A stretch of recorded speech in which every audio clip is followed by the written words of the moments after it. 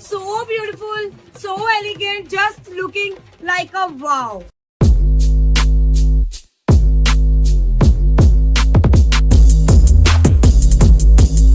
Hi friends, ఈ మొబైల్కి జరిగినన్ని అన్బాక్సింగ్లు మరే మొబైల్కి జరగవేమో. అదేంటో ఏమో కానీ ఇండియా మొత్తం ఈ మొబైల్ కోసం ఎదురు చూస్తుంటే రెడ్మీ వాళ్ళకి మాత్రం దున్నపోతు మీద వాన కురిసినట్టే అనిపిస్తుందేమో. ఫైనల్గా అయితే ఈ మొబైల్ని January 4th ఇండియాలో లాంచింగ్ అయితే సిద్ధం చేసేసారు. ఎందుకు ఇంత పెద్ద మాట అన్నానంటే, ఇలా ఎందుకు అంటున్నానంటే నిజానికి చైనాలో సెప్టెంబర్ నెలలోనే ఈ మొబైల్ లాంచ్ అయింది కాబట్టి.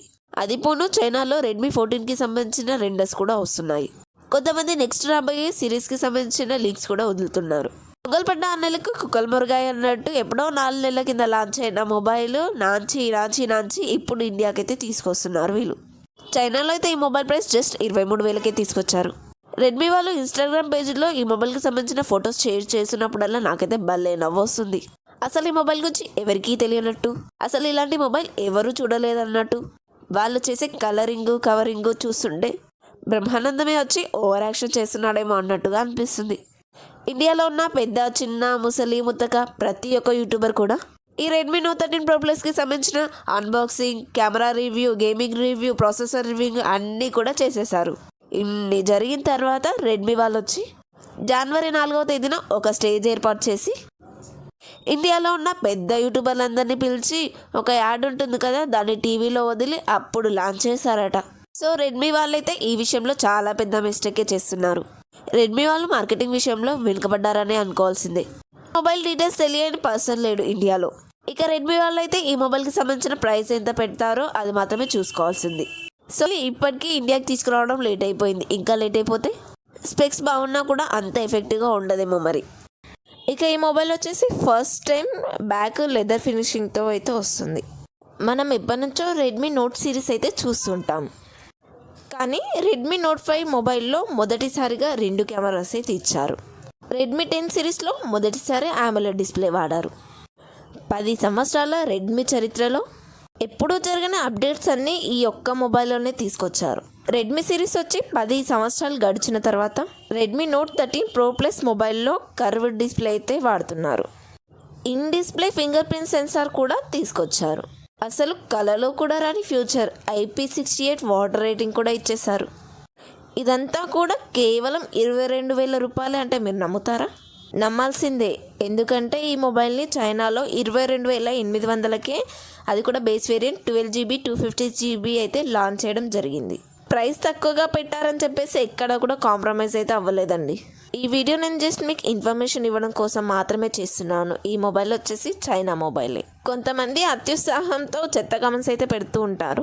నా ఛానల్కి రివ్యూ యూనిట్స్ రావు, కంపెనీ వాళ్ళు రివ్యూ యూనిట్స్ ఇవ్వాలని చెప్పేసి నేనైతే పాజిటివ్ ఏం చెప్పాను. నేను చెప్పేదల్లా స్పెసిఫికేషన్స్ ఎలా ఉన్నాయి, ఈ ప్రైస్కి ఈ స్పెసిఫికేషన్స్ సెట్ అవుతుందా లేదా అని మాత్రమే చెప్తాను. ఈ మొబైల్ అయితే ప్రస్తుతం చైనాలో మాత్రమే రిలీజ్ అయింది. ఈ మొబైల్ గురించి ఎవరో ఒకరు చెప్తేనే కదా మీకు తెలుస్తుంది.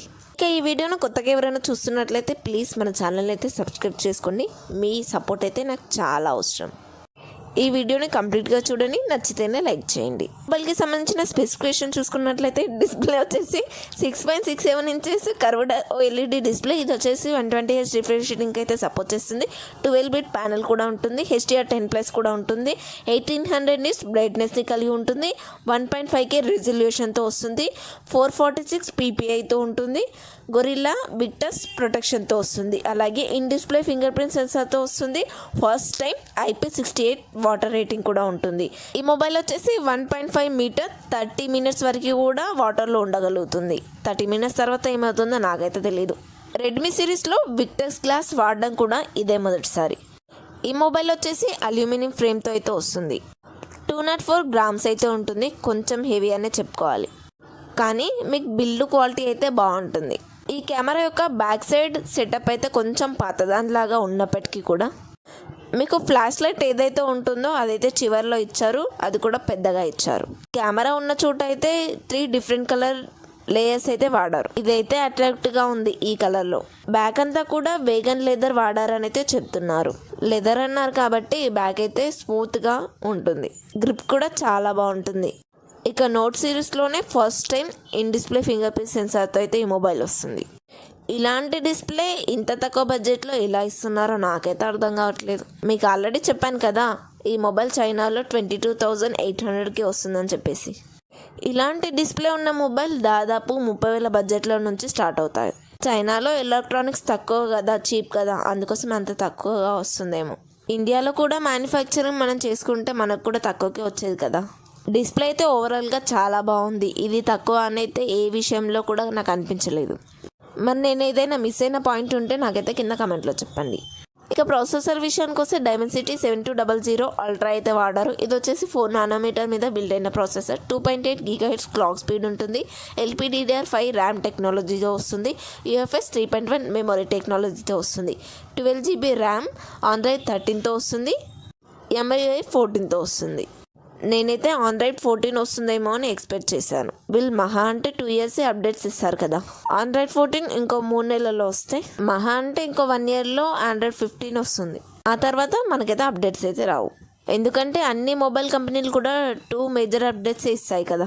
13 ఉంటే 15 వరకు వస్తుంది అంతే. అదే 14 ఇచ్చుంటే 16 వరకు, అంటే 3 years ఈజీగా వచ్చేది. ఈ విషయంలో వీళ్ళైతే కొంచెం తెలివి ఉపయోగించారనే చెప్పుకోవచ్చు. ఇక ప్రాసెసర్ వచ్చేసి 7200 అల్ట్రా అని చెప్పేసి మరీ స్పెషల్ అని కాదు. మనకి ఎలా అయితే ఐక్యూలో, వివోలో వాడిన ప్రాసెసర్ 7200 ఉందో ఇది కూడా అలానే. ఇది కొంచెం క్లాక్ స్పీడ్ ఎక్కువగా ఉంటుంది అంతే. పర్ఫార్మెన్స్ అయితే అన్ని మొబైల్స్ ఒకే విధంగా చేస్తాయి. దీంట్లో అయితే తేడా ఏం లేదు. ఇక ఈ బడ్జెట్కి ఈ ప్రాసెసర్ అయితే సెట్ అవుతుందని నేను అనుకుంటున్నాను. ఇంతకన్నా ఎక్స్పెక్ట్ అయితే చేయలేం, ఎందుకంటే డిస్ప్లే అయితే మంచి ఇచ్చారు కదా. ఈ ప్రాసెసర్ అయితే గేమింగ్స్ కూడా బాగానే ఉంటుంది అండ్ ఫాస్ట్గా ఉంటుంది. పర్ఫార్మెన్స్లో కూడా చాలా బాగుంటుంది. Antutuలో వచ్చేసి 7 లక్షల కన్నా ఎక్కువ స్కోర్ అయితే చేయగలుగుతుంది. గీక్ బెంచ్లో సింగిల్ కోర్లో వచ్చేసి 1122, మల్టీ కోర్లో వచ్చేసి 2636 స్కోర్ అయితే చేయగలిగింది. ఇవైతే మంచి స్కోర్లే, స్నాప్డ్రాగన్ 870 కన్నా ఎక్కువ. ఇక కెమెరా విషయానికి వస్తే ట్రిపుల్ కెమెరా సెటప్తో అయితే వస్తుంది. 200+8+2 MP. బ్యాక్ మెయిన్ కెమెరా వచ్చేసి OISకి సపోర్ట్ చేస్తుంది. అలాగే 4K 30 FPS వరకు అయితే వీడియో రికార్డ్ చేస్తుంది. ఫ్రంట్ వచ్చేసి 16 MP. ఇది వచ్చేసి 1080 30 FPS వరకు అయితే వీడియో రికార్డ్ చేస్తుంది. ఇక మెయిన్ కెమెరా పర్ఫార్మెన్స్ అయితే బాగుంటుంది. 200 MPతో తీసిన ఒక్క ఫోటో నార్మల్గా తీసిన 10 ఫోటోల మెమొరీని అయితే ఆక్యుపై చేస్తుంది. 200 MP ఇచ్చారని చెప్పేసి దాంతోనే ఫోటో తీసుకోవాలనుకుంటే మాత్రం మీ మెమొరీ అయితే సరిపోదు. 200 అనేది నెంబర్ మాత్రమే. నార్మల్గా అయితే ఇలాంటి మోడ్స్ ఉన్నా కూడా మనమైతే వాడము. సెన్సార్ మైక్రాన్ సైజ్ పెద్దగా ఉంటే మెగా పిక్సెల్స్ తక్కువగా ఉన్న మంచి ఫొటోసే వస్తాయి. ఇక మెయిన్ కెమెరా తోటి 4x వరకు జూమ్ చేసినా కూడా ఫోటోలో ఎటువంటి డిస్టర్బెన్స్ అయితే ఉండవు. ఇక 8 MP వచ్చేసి అల్ట్రావైడ్ సెన్సార్ అయితే వాడారు. మెయిన్ కెమెరా వచ్చేసి సామ్సంగ్ వాళ్ళ ఐసోసెల్ HP3 సెన్సార్ అయితే వాడారు. ఇదే సెన్సార్ని చాలా మొబైల్స్లో అయితే వాడారు. సెన్సార్ని మొబైల్ కంపెనీ వాళ్ళు బాగా వాడుకుంటేనే మంచి ఫొటోస్ అయితే వస్తాయి. అదేనండి, ఆప్టిమైజేషన్ బాగా చేసుకోవాల్సి అయితే వస్తుంది. ఫ్రంట్ కెమెరా పర్ఫార్మెన్స్ కూడా బాగానే ఉంటుంది. మరి OnePlus, ఒప్పో లాగా అయితే ఉండదు. ఇక బ్యాటరీ విషయానికి వెళ్ళిపోతే 5000 mAh battery, 120W fast charger అయితే ఇస్తారు. 15 minutesలోనే 100% ఛార్జ్ అయితే చేసుకోవచ్చు. నేనైతే అబౌట్ 20% నుంచి పెడితేనే అన్నానండి, 0% నుంచి కాదు. ప్రైస్ అయితే నేను ఆల్రెడీ మీకు చెప్పేశాను, మళ్ళీ ఇంకోసారి కూడా చెప్తున్నాను. బేస్ వేరియంట్ 12GB 256GB వచ్చేసి 22,800 అయితే వస్తుంది. హైయర్ వేరియంట్ వచ్చేసి 16GB 512GB 26,200 అయితే వస్తుంది. ఇది వచ్చేసి జస్ట్ చైనాలో మాత్రమే ఈ ప్రైస్. ఇండియాకి వచ్చేప్పటికి ఖచ్చితంగా పెరుగుతుంది. నా ఎక్స్పెక్టేషన్ ప్రకారంగా base variant 8GB 256GB variant వచ్చేసి ఎంత లేదన్నా 28,000 నుంచి అయితే స్టార్ట్ అవుతుంది. అంతకన్నా ఎక్కువ ఉన్నా కూడా ఆశ్చర్యపోవాల్సిన అవసరం అయితే లేదు. అండ్ రెడ్మీ మీద అయితే కొన్ని అలిగేషన్స్ అయితే వస్తున్నాయి. ఇండియా నుంచి డబ్బులు అయితే చైనాకి తరలిస్తున్నట్టుగా అయితే అంటున్నారు. ఇంత ప్రైస్ వేరియేషన్ ఉండడానికి రీజన్ వచ్చేసి మొబైల్కి సంబంధించిన మేజర్ పార్ట్స్ అన్నీ కూడా బయట దేశాల నుంచి తెప్పించుకోవడం, కంపెనీ వాళ్ళు కొంచెం లాభాలను చూసుకోవడం. కొంచెం ఏంటి, బాగానే చూసుకుంటారు. చైనా లాంటి కొన్ని దేశాల్లో సబ్సిడీలు ఇస్తారట, మరి అది ఎంతవరకు నిజమో తెలియదు. ఇక ఈ వీడియో అయితే మీకు నచ్చిందని అనుకుంటున్నాను. అలాగే రెడ్మీ నోట్ 12 ప్రోకి సంబంధించిన అన్బాక్సింగ్ వీడియోతో మళ్ళీ కలుస్తాను. ఈ వీడియోకి అయితే ఇంతే. ఈ వీడియో మీకు నచ్చిందనుకో ఈ వీడియో లైక్ చేయండి. అలాగే మన ఛానల్ని సబ్స్క్రైబ్ చేసుకోండి. పక్కన ఉన్న బెల్ ఐకాన్ కూడా కొట్టారంటే నా నోటిఫికేషన్ మీకు వస్తాయి. Thank you.